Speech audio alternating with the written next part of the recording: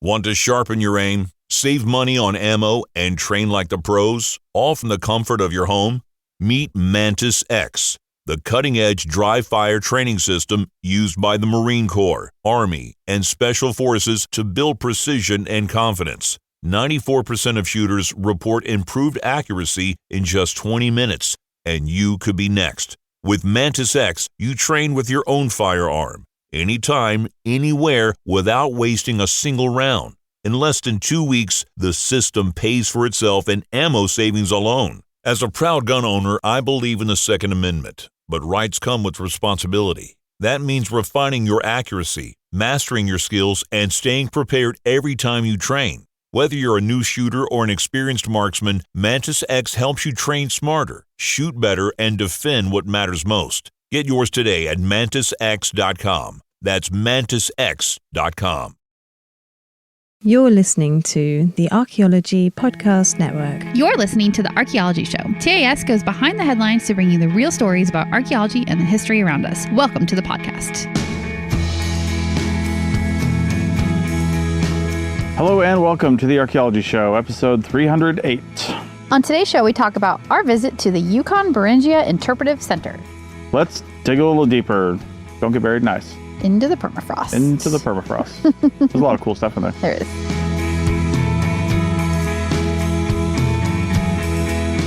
Welcome to the show. Hello. All right. I always say this when I think we're in a noisy environment, but we end up getting it all out and you can't hear anything. Yes, but this is particularly noisy. We have a lot of ambient noise going on because we're sitting outside and enjoying the heat wave in Fairbanks. We are in our quickset clam out behind our RV, and because we're behind the RV, we're secluded that way in our site, but this is a very forested RV park. So pretty. I've got trees like 360 around me. Not quite 360 because the RV is there. Almost all the way around. It's so pretty here. Yeah, we're in Fairbanks, Alaska. We just made it there. We made it to Fairbanks and yesterday, and this is our 50th state for both of us. Yes, we did it. We've seen all 50 states. We've touched all 50 states. I wouldn't say we've spent generous amounts of time in some of them. Do it. Doesn't matter. We've driven through them and spent a night here and there. So we've spent time in all 50 states, but not time. There are certain metrics for having been to all 50 states. Yeah, airports don't count. None of ours were airports. No. So we were in all 50 states. Yes. Some of the eastern states are you really do just drive through them, but... Yeah, for example, Rhode Island last year, we really just But we did some stuff in Rhode Island. We did. We went to Newport. We spent a day walking around and experiencing the town and cities. Yeah. So, anyway, we're here in Fairbanks, and historically speaking, for future archaeologists that are trying to look at the ice cores up here, because there aren't any right now, because today or tomorrow, one of the 2 days, is the first ever... Since they've been recording them, obviously could have happened before, it probably has, but this is the first ever heat advisory in Alaska. Yeah. Since they started recording heat advisories in Alaska. So crazy, right? Yeah, I'm we're in Alaska, people. And let's just put this in perspective. A heat advisory for Fairbanks is low 80s. 82 was the high today. I think 84 and maybe 85 are the highs over the next couple days. That's what a heat wave up here is. Yeah. So I got my hair cut today, and I was talking to the guy about what we were doing, and he was born and raised in Anchorage, but then they moved to Arizona for a while. And he opened a barbershop there, but it was right at the beginning of COVID, blah, blah, blah. Anyway, he was like, I lived in Arizona, Phoenix area for 5 years, and then they go issue a heat advisory up here. These people don't know what heat is. They don't even know.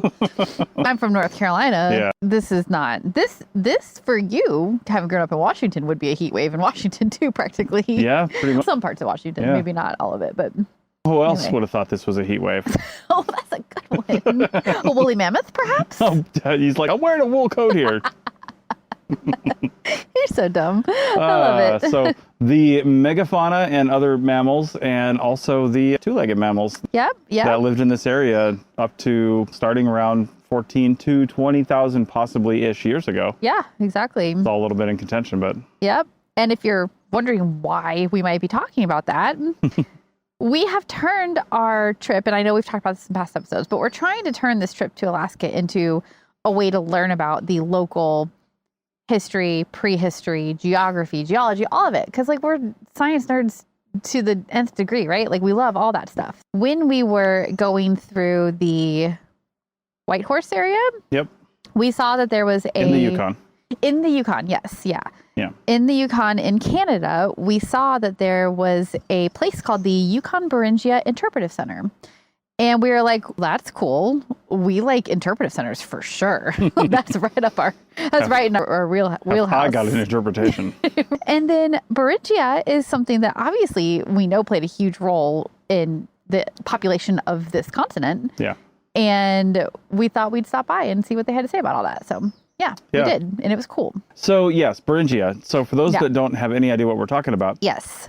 Beringia is the name given to the landmass that partially doesn't exist anymore, although it did consist of basically all of Alaska and parts of the Yukon. Yeah. And parts of, what is that, Siberia over there in Russia? Yeah. Yeah, it actually extended from the Lena River in Russia, which is way, way over in Russia if you look at it on a map. We're going to link to this cool article on the National Park Service, which is where we're getting a lot of the information that we're about to share. And it goes all the way over to the Mackenzie River in Canada, which I believe the Mackenzie River is like up into the Northwest Territory and then further over even than that. Maybe the Yukon as well. So, but anyway, it's this gigantic swath of area. Yeah. We're going to gloss over actual Beringia and like the deep dive of the history because we're going to go further into it, I guess, on a future episode coming up here shortly. But we were so inspired by the history and prehistory of the Yukon because it's such a cool place, really, that we have a whole plan for a future episode. So we'll talk about it some today, but not in depth. We want to talk more broadly about what we learned at the Interpretive Centre because it was really good. Yeah. I know most of you probably won't make it to Whitehorse ever. Yeah. And it is out of the way. It's out of the way. But just the broad depth of history that they covered and the range of topics that they covered and the things that we did and saw there, I thought it was, for a simple, kind of small museum/interpretive center, it was fairly well done. It was so well done. It had some really cool stuff in it. And we'll talk about this more, but we went on a tour that was free. It was included with the admission, which was very reasonable, $6 Canadian a person, I think, or something like that. Basically free. Not basically free. You've already managed to piss the Canadians off one time this year. Could you please not? It's basically flat up here and also free. No, none of that is true. But yeah, so it was very reasonably priced. Like such a great stopover. It was the middle of our drive day. Actually, it was near the end of our drive day because we weren't going much further past that. So we just left early. We parked in their giant parking lot, which was great for RVs, and paid the $6 to get in and got this tour included with it and other things, which we'll talk about. And the guys there were so great. They were so passionate about the topic. They clearly were very knowledgeable, and we just really enjoyed the tour. And we were the only two on the tour, so it was like our personal tour, which is always great when that happens too. Yeah. So a little bit more about Beringia. This is what, when people hear about the land bridge. Yeah, the Bering Land Bridge. Bering Strait. Yeah, so you've got the Bering Straits, which is between Russia and Alaska right now. Right. You hear about the Bering Land Bridge, and that's literally the land that was exposed when the ice caps were at their highest extent, and some before and some after, obviously, when they were freezing. And the global sea levels decreased and exposed all this land. Yeah. So that happened, and there was a spit of land on the shortest distance between Russia and Alaska. Now, I can't stress this enough. Yes, they call that the land bridge. And in fact, there's a land bridge national park, Bering Land Bridge National Park, that we wanted to go to. It's out.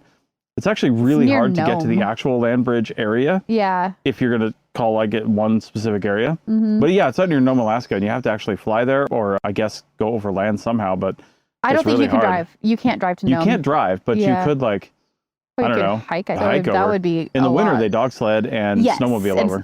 Snow machine. They call them snow machines up here. Machines, yes. And they sit and they boat over and they fly most particularly. Yeah. And we could actually do like a flight scene tour from here in Fairbanks over to there, but it's like a 8-hour day or something like that. And we just were like, that is, it's not cheap, and it's a lot of time in an airplane. And we actually considered, because like Alaska Airlines and stuff, they fly out to Nome pretty consistently, but the visitor center is actually closed right now. Yeah, like we would touch down in Nome and then not actually be able to get to anywhere and then just turn around and come back. So it just didn't seem to make sense. But that won't stop us from talking about it, though. So anyway, there is a land bridge that they call it, but it's not, don't think of it as like a footpath. No, it's not a footpath. And people didn't necessarily have to cross that one spot that was between right there. That probably would have been the area that was I guess, exposed for the longest. Correct. Yeah. Yes. Yeah. But when you look at the area that was Beringia, this huge landmass that was exposed, it was gigantic. And when it was likely exposed for, I would have to say, hundreds, if not 1,000 years, people would have crossed and lived and done things completely on Beringia. Yeah, for sure. This article that we found about it says that scientists believe that Beringia was at its widest point about 21,000 years ago. Yeah. But the last glacial maximum, which is when all the water was in the glaciers, so the sea level was lower, it started like 25,000 years ago. So that's like several thousand years of time where people would have been able to cross, not just right there between Alaska and Russia, but a whole like giant section of land was exposed. And sure, they would have been on a much longer section, but when you have thousands of years to cross it's a couple generations and you're done. You're over on the other side of the world, basically. And this really should be one of our timelines episodes, but now that I've said that, maybe we'll speak it into existence. But maybe at the same time this was happening, of course, global sea levels decreased. Right. And at the same time this happened, you could have walked from England to France. Yep. Because there was a land bridge there. Oh my gosh, I love this idea for timelines. I see where you're going now. Yeah, and also you couldn't quite get to Australia because of what they call a Wallace line. It's a place that's just too deep to go. That's never exposed unless we lose all the water. Yeah. But all of Southeast Asia was basically connected. It was all connected. Yeah. Same time period. Yeah, and there was a number of smaller, less significant areas, but those are the kind of the big ones where people used that time frame as populations were growing on the planet to basically populate some of these areas. And I think another thing too to think about is like nobody sat there on the Russia side and looked over at the North America side and was like, we got to get over there. Yeah. We got to do this. Look at what could be over there. Yeah. It was just like this natural bridge is open. Gradual. Yeah, no. It wasn't like it went up and down. It was just this like natural movement of people probably following resources. Yeah. And it organically happened over hundreds or thousands of years. That's how the move across would have taken place. Right. Yeah. All right. So we'll talk about that a lot more in a future episode. Yes. And maybe another future episode, a timelines episode. We're obsessed with all this up here right now. So I feel like there's more stuff to come. All right. We're going to take a break. And when we come back, we'll talk about our experiences at the Beringia Interpretive Centre in Whitehorse, Yukon. Back in a minute. Welcome back to episode 308 of the Archaeology Show. We're talking about Beringia, and more specifically, the Beringia Interpretive Centre in Whitehorse, Yukon, Canada. Yes. So many things to say. Yeah. And so we parked in the parking lot. There's like some wheelchair parking up front, but the nice thing about their main parking lot where we could park the RV was you have to walk through this little path to get there. Yeah. And they have these statues and things. Like, I'll tell you what, you're always like bear aware up there. Yeah, you have to be. Yeah, the first thing I noticed, like off in the shadows with this little bear silhouette in the shadows, and like for just a millisecond, you're like, it's not real. Yeah, I think they had representations of some of the extinct animals. They had a giant beaver. They had a giant beaver, and which is one of the extinct megafauna from this And the guy time said it was period. almost true to life size, which was almost as big as you are. Yes, it was gigantic. It felt a little too close in size to me. Yes. Like I didn't want to encounter that in the wild for sure. Yeah, for sure. Good thing they're extinct. That was pretty cool. So they kick you right into it with this nice little path. We didn't linger on the path too much because while it might be a heat advisory here 2 weeks ago in Whitehorse, it was bitterly cold and windy. So cold and windy. Yeah. So it's crazy how the weather has changed for us. Yeah. We're moving through it pretty quick. Yeah, we are. Incidentally, fun fact, sunset tonight, since we're less than a week to the solstice, is just after 12:40 a.m. and sunrise is about 3 a.m. Yeah. So that's new for us. That's crazy. It has been really interesting. We have to pull the shades down at 10 o'clock or 9:30 or else we'll just like never mentally like transition into bedtime. And the sun doesn't effectively set either. If you open the shades at 2 a.m., 1:30, it's not even dusk. It's just like like when the sun first goes down under the horizon. Yeah. It just dips under the horizon and kind of stays there and comes right back up a couple hours later. It's light that you can just do stuff by. So it's disorienting. I know. I'm only mentioning that because obviously when people were here, without the benefit of shelter and things like that, even when they did have shelter, they certainly didn't have blackout shades. Right. And they just had to live through that. And they might have had caves and stuff. But sure, if they're in a cave, it more likely rock shelters, because real caves that are deep are hard to find, but rock shelters, things like that. And maybe they tried to understand the fact that their own cycles were important to maintain, and they try to get that sleep. But it could be that they just went to the point of exhaustion too, and then slept as much as they could, and then woke back up. Yeah, because it was all the same, probably, especially in the trees. So like where we're parked right now in the woods is really interesting because you can imagine what life would be like if you were a native person living in the trees. Yeah. Primarily because it's been shady all day long. It's a little cloudy today. No, I don't know. The sky's kind of blue up there. It's a little bit cloudy, some clouds today.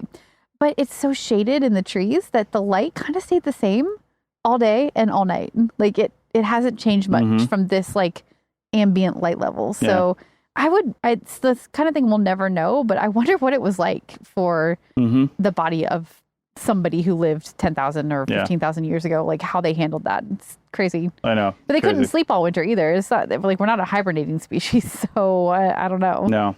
Yeah. And that's the thing in the winter too. Like it would have been dark a lot and without the benefit of say flashlights and having to use like some sort of alternative fire source or something for light. You had to still make your way around and figure out how to find food and stuff like that in the dark. Yeah. I'm sure you did less, moved less, needed fewer calories, probably. But then again, you're cold all the time, and your body needs a lot of calories when you're cold. Gosh, I don't know. It's such a harsh lifestyle. Well, this is one of the reasons some of the people on the coastal regions here fought so hard to, like when whaling and stuff like that was banned, they fought so hard to get it back because they subsist on whales so much. Yeah. Like you go out and kill one whale, and the meat from that, the oil from the blubber, the other things that they get from it are so sustaining for their communities for such a long time. Yeah. They're just so used to that. And it still holds true today because they still have a hard time getting supplies. Yeah. So super important to the native lifestyle, basically. Right, yeah. Right. So anyway, we walked into the center and they've got this really cool, if you've ever heard of the concept of time as being a clock and the existence of humanity is like the last half a second. Yep. They've got this clock-like structure, this round structure that we actually have a picture of you standing in the middle of. I took a video of it too. Yeah. We'll see if we can get that over to Tilly for posting. Yeah. We'll get her some stuff and see what she puts online. Yeah. But she's in charge. She's in charge. Yeah, we don't do anything. We don't do that. We're not part of that. Yep. And we love her to be in charge. I know. Yeah. But that's right in the entrance before you even get into the counter where you pay. Yeah. And so they hit you right up with some stuff and a map, and it's just so much to see right when you walk in.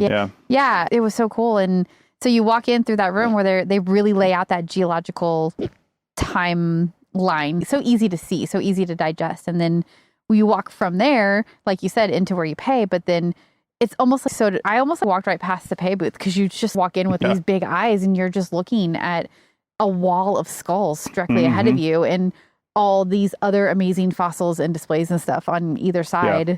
Like you said, it's just another example of a really good, I guess it's an interpretive center, not a museum, which is probably why it's so good. They mean for you to learn rather than just see a collection of things. Yeah, we got there at a good time where we had about maybe 15 minutes or so to just kind of look around on our own. And then they said a guided tour for free, included, was starting. And again, like you said, it was like $6 Canadian or something to do this thing. Yeah. There was no discounts or anything. Didn't ask for like military or anything like that. That's you're not what it was. part of the Canadian I am military. Not part of the so Canadian you wouldn't military. get a Canadian military discount, would you? I would not. No, they probably don't recognize that. Anyway, so we just looked around a little bit on our own, and they have a lot of really cool cases and things like that where they've got some excavated finds, mammal fossils. Yeah, no human artifacts in the front part anyway. Front. Yeah, this whole front section was primarily just about the extinct mammals that used to occupy Beringia, essentially. Yep. And then we didn't even get into the back part where they talk about some of the archaeological excavations, some of the mummified remains that have been found of animals. Yes. And then other stuff. But we saw all that on the tour. Yes. Yeah, so let's talk about the tour. Yeah, so the tour started with looking at, like we said, like a lot of the major extinct mammals. And the guide did a really good job of prompting us and asking questions and things. And that was really fun because he was having us guess at the differences between mammoths and mastodons, who both occupied North America, and I think at different time periods though, right? I think they were contemporaneous. Were they contemporaneous? Cases, yeah. Okay. And then also there's other animals who evolved in this area and then have since died out. Some went to other parts of the world and still live. So we can talk about all that. But it was just a cool display of fossils of all these different ones. And sometimes they put the modern ancestor next to it too, so you can see the difference. Like the giant bear that used to be here. Giant short-faced bear? Yes, yeah. And so the bones of that animal compared with the bones of a giant grizzly bear, 3 times the size. So Crazy. Amazingly huge. Can you imagine running into one of those when you're out just like trying to find something for dinner, right? And like you come across one of those guys. Or it's like dark at 1 p.m. Like in the middle of it. Hopefully they're hibernating and they weren't out at that time. Hopefully they were hibernating. Hopefully. But stumble into one. The variety of giant megafauna that lived in northern North America during the Pleistocene is amazing. Yeah. And they had examples of so many different things, and that was really cool. It was really cool seeing the teeth. I've probably heard this before, but you don't really pay attention too much and remember it. But like the difference between mammoth and mastodon, where mammoth had more flat teeth. Yeah. And you can see that immediately when you look at them. Because they're grazers, right? Because they're grazers, eating grass. Grasses, things like that. Yeah. So they just nom and just like crunch the grass grains around. Yeah. And then the mastodon had more pointy teeth. Yeah. Because they could eat like branches and twigs and stuff like that and just rip stuff up. Yep. They were also bigger, the mastodons. Yes. Yeah. And they were hairier. And their tusks were longer and straighter, whereas the mammoths curled up. Yeah. So it definitely had some differences, both in the elephant genre. Yeah. But genre. What would it be? Not species. What am I trying to say? Genus? Or family? One of those. I'm not sure. Yeah. Anyway, science. We do it sometimes. We do it sometimes. Not right now, but. Nope. Yeah. We got to see a lot of the guy went through case by case and was showing us different things. And I liked how he was quizzing us a little bit and trying to figure out what we knew and stuff I felt like that. I was in school a little bit though, so I always get like a little sweaty. Oh God, can I answer his question? We were the only 2 on the tour as well. There was a few people that kind of dipped in and out, but it was the first start of the museum. Like when we came out of all this, the place was full. Yes. But when we first got there, it was right after they opened. Yep. And so there weren't that many people in. Yeah, we timed it well as far as that goes, for sure. So anyway, that was really cool. And I guess maybe we can talk about the camels and the horses. Yeah, because the camels and horses which this is something I knew, but they'd had a really good dialogue around camels and horses. And something that a lot of people don't realize, I think, is that they actually originated in North America. They evolved here. And now that they're not here anymore, obviously they are, but they were reintroduced by Europeans. Horses specifically were reintroduced to North America by Europeans. But they weren't here after the land bridge disappeared because they crossed the bridge, they went over to Siberia and into Asia, and they just died out in North America. They weren't here anymore. Yeah. That's horses specifically. Camels were a little bit different. They also crossed over and went to Asia and then down into where we normally think of them coming from now, Africa and the Middle East and everything, or their ancestors. And then a sort of a branch of them also went down to South America. They just became warmer weather creatures, I guess, is what it seems like. And the ones that lived in North America also died out. But they started here, which is so crazy to think because it's like this full circle moment, right? Horses in particular, where they evolved here. They said, bye-bye, it's too cold, we're out of here. And then they moved over to the rest of the world, died out in North America, and then were brought back by Europeans. And then became a super important part of a lot of the native communities in North America. So very interesting. See those first horse descendants getting off the boats in North America and go, wait, where are we again? Right. Son of a... we weren't supposed to be back here. Yeah. It's more, oh, guys, if we just gone a little bit further south, we would have found the good place. Oh, man. Yeah. Yeah. So that was really neat. It was really cool to be in that place where such pivotal species, because both horses and camels, horses probably more so because of their impact on the rest of the world. Yeah. But horses and camels have been so pivotal to the advance of human civilization. So important.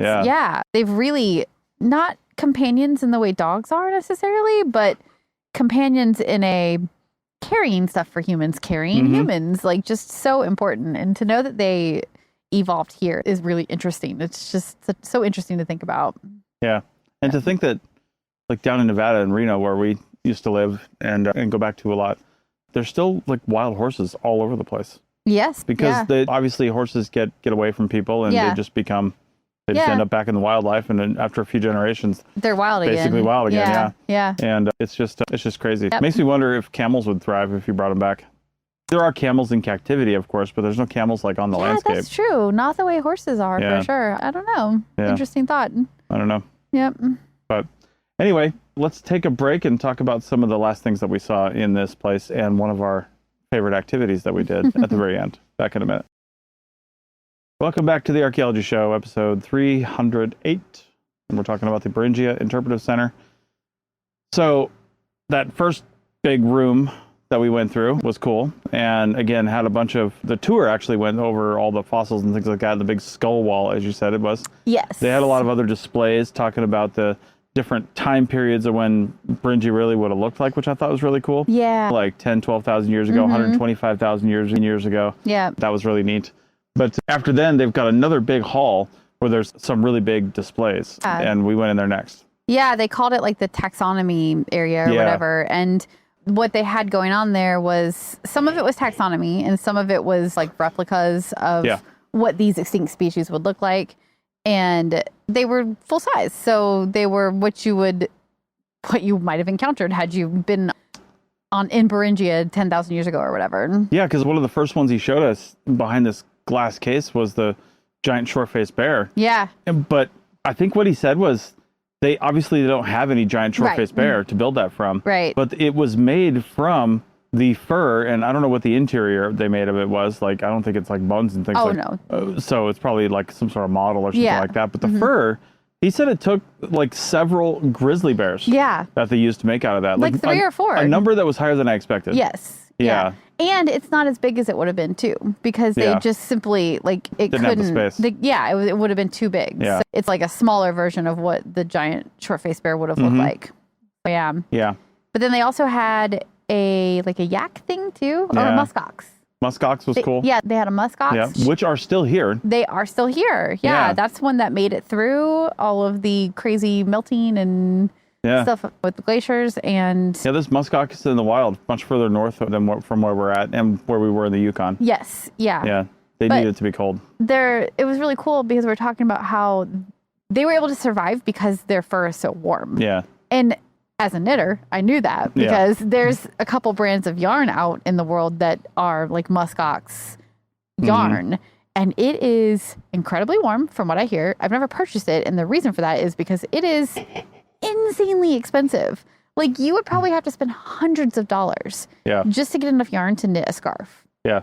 Which, that's just crazy. That's even more than cashmere, right? Yeah. So anyway, but it's so warm and so soft and like amazing fiber. And it's what kept their bodies warm all through the crazy cold northern winters. Yeah. Yeah. So there was a few of those displays, but there was also the next thing that we saw were some of the mummified remains that were found. Yeah. Yeah. And that just was one of my favorites. The whole arid nature of the area with the permafrost and things like that that developed, it caused some animals that have been found and recovered to have mummified remains. Sometimes they're all like flattened out and it's just the skin that's I think we saw a horse that was basically just like a skin. Everything else was basically gone. Yeah, it's like it just collapsed and that was all that was left of it. But there was also a baby wolf, I think it was. Yep. So cute and so sad too, but so cute.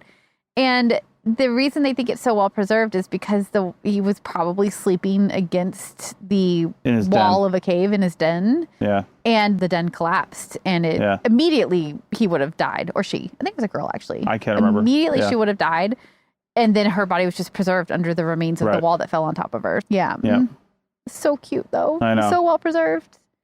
Yeah. And then the next thing they had was a big display of basically a recreation of Bluefish Caves, which is up near Whitehorse, basically, up in the Yukon. And that is one of the oldest human occupation areas in North America. And in fact, we should and probably will talk about Bluefish Caves on a future episode. Yes. But they had a really good diorama sort of thing, like almost life size of a section of Bluefish Cave in the area there. Yeah. And it was not just about the people that would have occupied it, but also about the excavation itself, which is always really cool to hear just how people did the excavation, how they approached it, what they found, where it was in the cave and that kind of thing. Yeah. So they did a really good job of sort of visualizing that in an exhibit.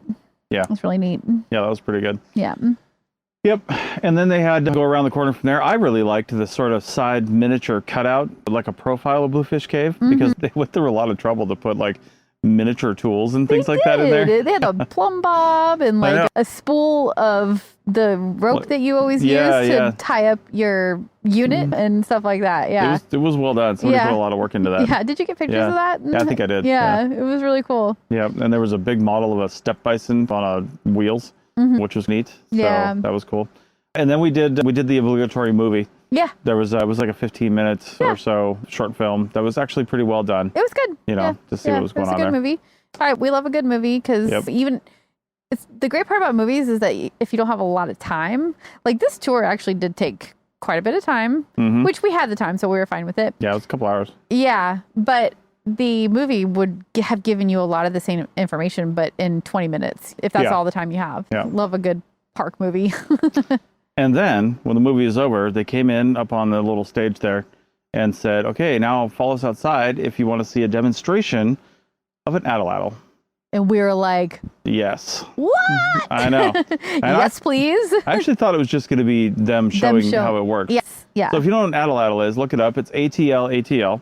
And basically the atlatl is actually just like a wooden paddle that's maybe a couple feet long. That's really all the atlatl is. The thing that you throw, it can be called a dart. It can be called like a spear kind of thing. A spear is technically like a thing you throw with your hands, because darts are what you throw. Yeah. But they're as long as a spear, typically. He had a whole like bunch of them ready to go for us to try, because we all got to try it out, right? Yeah. After he showed us how it worked.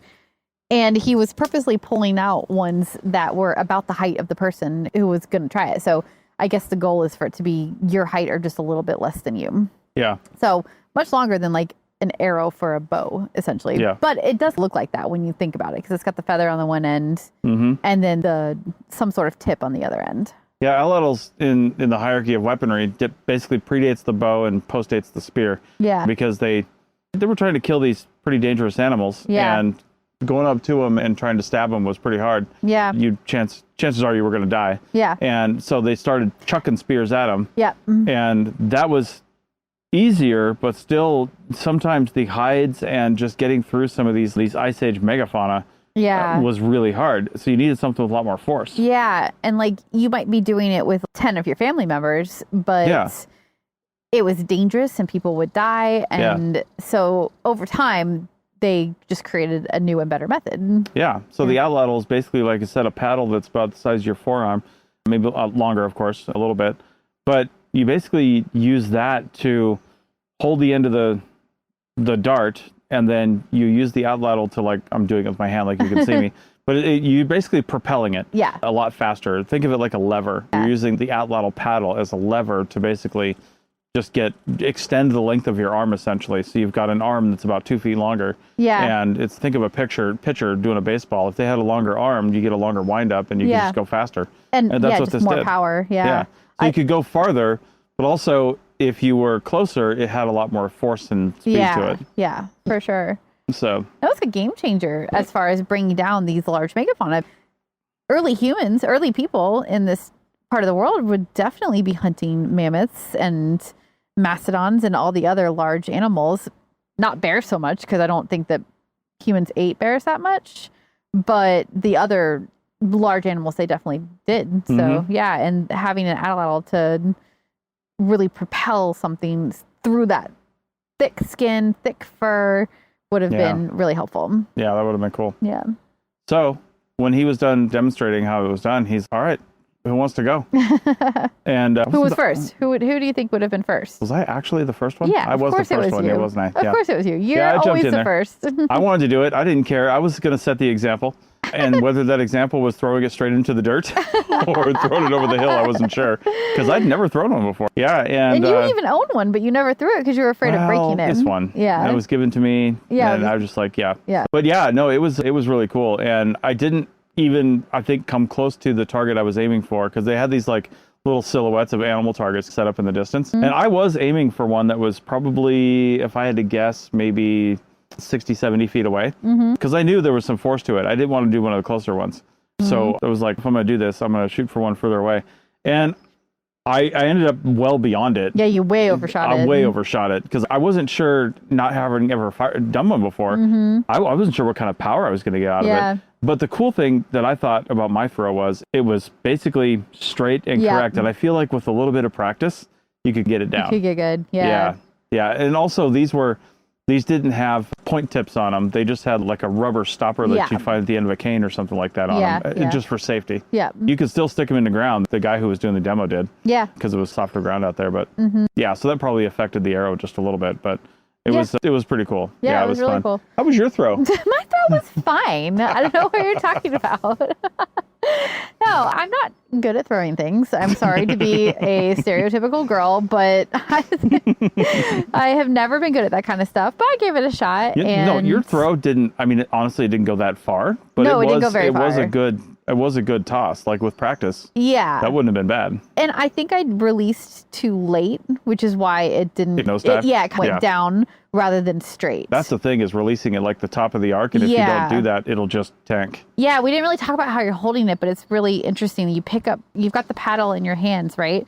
And he has you put the dart point down into the ground, and then you've got the atlatl in your hand, and there's these two leather straps on it, and you put your thumb and your first finger through the two leather straps, and then you hold the atlatl with the rest of your hand, but then your two fingers, your thumb and finger, are holding on to the dart. Yeah. The shaft of the dart. And you've got the end of the dart hooked into the back of the atlatl too. Yeah, the atlatl's got a little hook on it. Yeah. So you have to get the balance right on that. Yeah. And I'm not really sure I had it balanced exactly the right way with like where your hand is supposed to be and what you're holding at what moment. But whatever. It was fine. It was fun. And then when you go back to throw it, you have to release at the right time too, to make sure that you're getting the right direction, the right force on it. Yeah. Definitely would take some practice, but I don't think it would be that hard to get really good at it, especially if your livelihood depended on it. Right. And especially if you're doing it all the time, every day, hunting. So I'm sure these prehistoric peoples were amazing at it. I would love to have seen a team of people that knew what they were doing. Yeah. Take down and hunt a big animal. Oh my gosh. Yeah. That would have been cool. That would be so cool to see. Yeah. So. Yeah, for sure.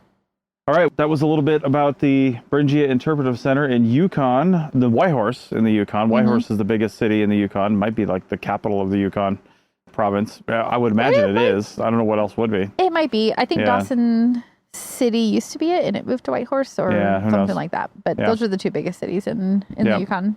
Yeah. So there's a lot of stuff to do up in the Yukon if you ever make it up that way. They got a big airport right there. Go fly. Yes. Yeah. The Interpretive Centre is right there. So you can just fly in, go to the Interpretive Centre, and then fly back out. No. From there, you go to the Eclipse Hot Springs. Oh, yes. We went there. Eclipse Nordic Hot Springs, which, side note, we did, and it was top notch. Yeah. Like, it's basically a spa. We weren't planning on staying in Whitehorse when we go back, but I think we might, just for at least one night so that we can experience that again. It was amazing. And we went to these hot springs, not to sidetrack too much, because we were staying there for a night. They have an RV park too. They had an RV park. We needed to spend the night somewhere anyway. I think they also have lodging. They do. Yeah. But we were like, oh, we have to stay somewhere tonight. Why don't we stay at this like hot springs park and then we can go to the hot springs? Sound cool. Yeah. It was amazing. It was a spa. I know. If you're staying there, I think it was like $60 Canadian or something. If we were, we got the discount because we were staying. It was about 55 or so. About 55 a person. Yeah. Which might sound like a lot of money, but they had 2 different steam rooms, 2 different saunas, the room full of like hot beds that you could lay on. It wasn't that crowded, so we weren't fighting for things. Nope. A bunch of different pools, including the cold plunge pool outside. Yep. Did not do that. I did that several times. And not for me. Yep. And just a lot of you could just be there as long as you wanted. They had a cafe where you could go get stuff, get food if you wanted. And we were there with 2 of our friends. And I think I read on the website that most people spend about 3 hours a session. Just like being there, I'm like, I'll never spend like an hour tops. Yeah. I swear to God, we were there a good 3 hours. Probably at least. Might have even been 4 hours. Yeah. And we had an all-day wristband too, so we could have gone back, but we decided not to. Yeah. I just took it out of us. Yeah. So lots of cool things to do in the Whitehorse area. Yeah. Besides just going to hot springs, but definitely recommend that. Yeah. All right, cool. Lots more coming up. Lots more we want to talk about. Yeah. And now that we're in Alaska, we're going to see a lot more cool things and talk about it too. Yeah, for sure. All right. We'll see you next week. Bye.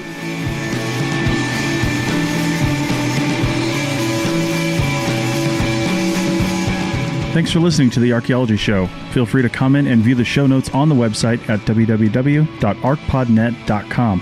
Find us on Facebook, Instagram, and Twitter at ArchPodNet. Music for this show is called I Wish You Would Look from the band Sea Hero. Again, thanks for listening and have an awesome day.